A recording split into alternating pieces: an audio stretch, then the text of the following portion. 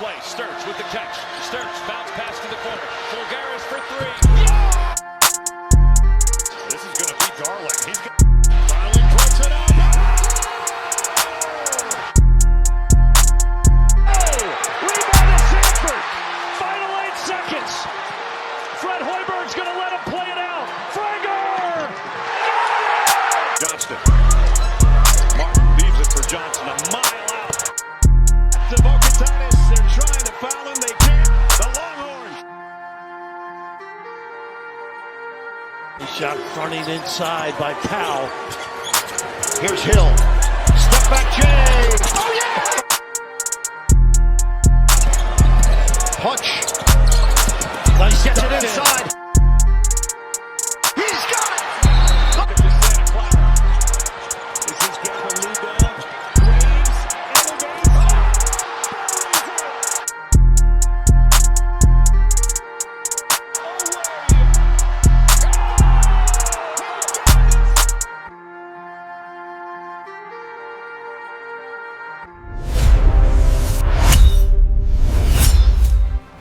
Welcome back to episode 3, Sweet 16 edition of Szohr Madness. We are down to only 16 teams left, and the matchups we're about to see this week are going to be cinema. The standings are tight, the championship picks still matter, and there are still a lot of ways that this pool can turn out. Alright, now I'm going to show you the current standings in the bracket pool. The updated standings are on the screen right now, and as you can see, Sean Peters is leading the way with 57 points. In second place, we got Jake, and he's got 55 points. Also tied for second is Colleen with 55 points as well. Colleen made one of the biggest moves this round, jumping all the way from 21st place up to tied for second. So that was a huge jump in the standings for her. This tournament pool is still completely wide open and things can definitely get crazy from here. There are still plenty of people lower in the standings who can make some noise in this, especially with more points on the line in the Sweet 16 and beyond. Now in the Sweet 16, each correct pick is worth 4 points, so this is where the standings can really start to change. Definitely something to keep an eye on as the tournament continues.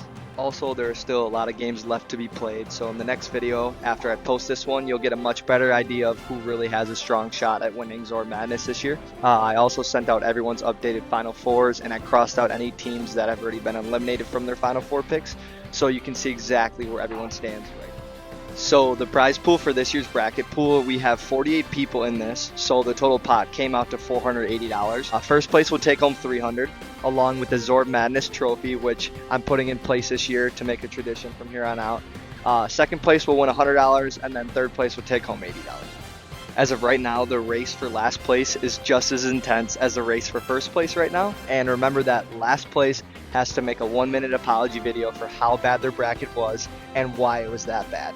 Then you got to send it into the group chat with everybody in it. Bryce, you might be cooked. Now let's break down the remaining teams and see how many people in Szohr Madness have these teams advancing all the way. Starting off, Duke still has the top pick with 14 people picking them as their champion. Arizona's next with 13 picks. Michigan had 6. Purdue had 3. Houston had 2, and Iowa State had 1, and that was by Jerry Berg. The rest of the teams remaining I haven't mentioned in here.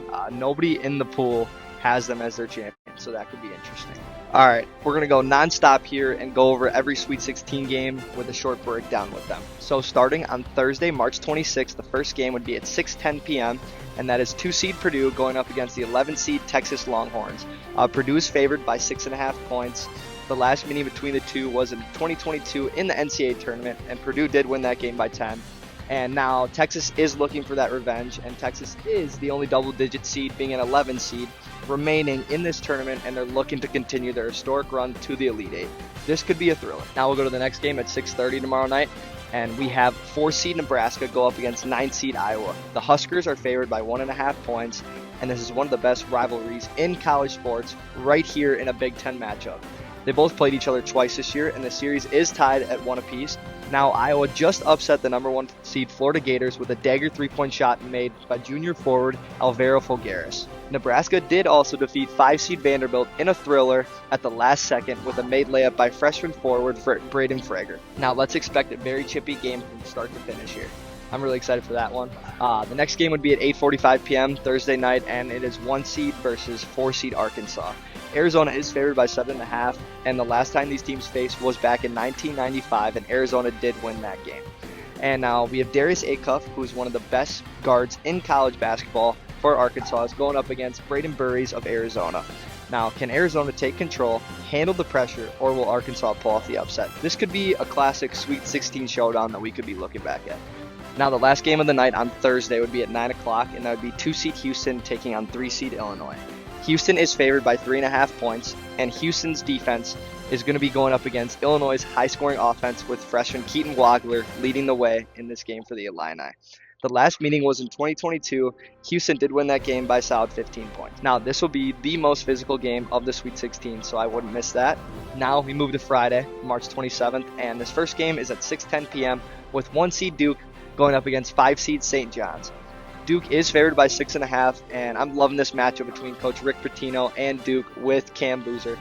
And St. John's just won at the buzzer over Kansas in a thriller with a tough layup made by junior guard Dylan Darling. Duke might be the better team and more talented team here, but St. John's is the type of team that makes tournament games like this uncomfortable. This could be a closer game than what people think. Then we move after that to 6:35 p.m., and that would be 1-seed Michigan going up against 4-seed Alabama. Michigan is favored by 10.5 points. Michigan wants control. Alabama wants chaos here. If the pace is fast, Alabama can pull off the upset, but Michigan is playing great basketball right now after taking care of St. Louis, and Alabama did just blow out Texas Tech in a statement win. Now, this might be the highest scoring game of the tournament this year, too. Then we move to the second last game of the Sweet 16. That would be 2-seeded UConn going up against 3-seed Michigan State. The Huskies are favored by 1.5 points, and this game does feel like a Final Four matchup early here, and both programs do have deep tournament experience. This game might come down to the final possession, and both teams are very well coached, and last season they faced each other in the regular season, and the Huskies did win that game by 7 points. This could be a defensive showdown as well. Now, onto the last game of the Sweet 16 at 9:10 p.m. We have 2-seeded Iowa State taking on 6-seed Tennessee. Iowa State is favored by 4.5, and these are two great defenses here. Expect turnovers and low scoring too. Iowa State is the better seed, more efficient offensively, and also a heavier team with more experience, but don't sleep on those Volunteers as well. The last matchup between these teams was in 2018, and Tennessee did win that game. Now that is your Sweet 16 lineup, and anything can happen from here, everybody. All right, everybody, so that was the breakdown of the standings and remaining teams in Szohr Madness here on Episode 3, Sweet 16 edition. All the games are locked in. I'm excited to see what happens Thursday. And these are 4 points per correct pick in the Sweet 16. Then when we move to Saturday and Sunday for the Elite 8 games, those are worth 8 points per correct pick. So the leaderboard here could flip any second. Let's see if Sean Peters could hold it off and try to get his second Szohr Madness title. But there are some huge moves that are coming. There's going to be upsets, and the trophy will be up for grabs for somebody here soon. So keep your brackets ready, cheer loud, and let's see who's going to make plays and claim Szohr Madness this year. See you guys in the next one.